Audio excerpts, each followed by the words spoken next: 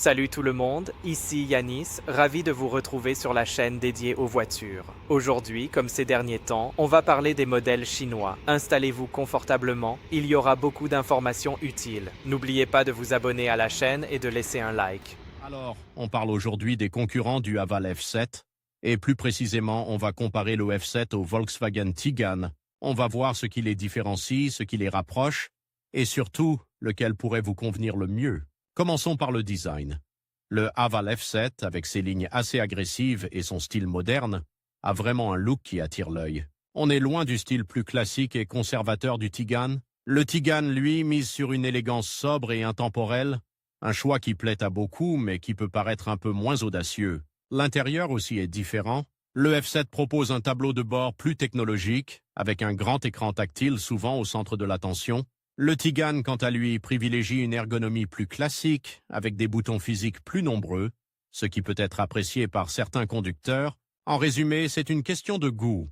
Préférez-vous le style moderne et audacieux du F7 ou l'élégance plus classique et l'ergonomie intuitive du Tiguan?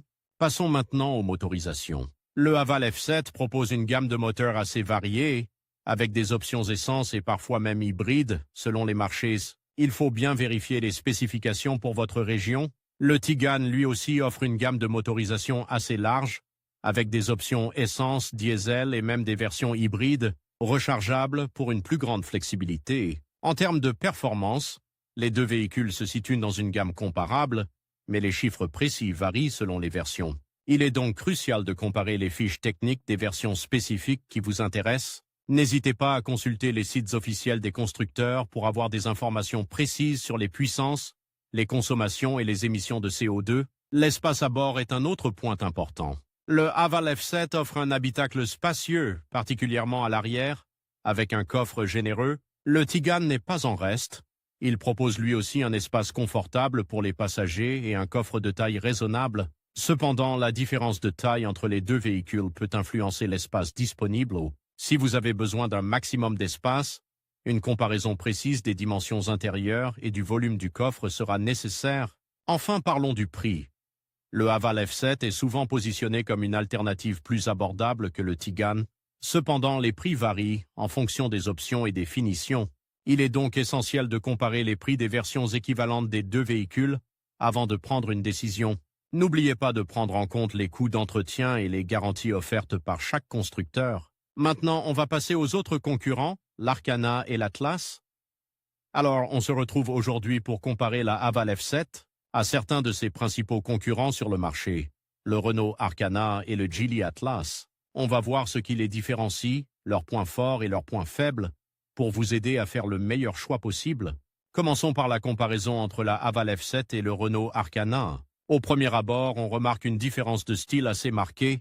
La F7 adopte un design plus massif, plus SUV traditionnel, tandis que l'Arcana se présente avec une ligne plus coupée, plus dynamique, presque un coupé SUV. Côté motorisation, là aussi des différences notables. La Haval F7 propose généralement des motorisations plus puissantes, avec des options essence turbo-compressées offrant une meilleure accélération.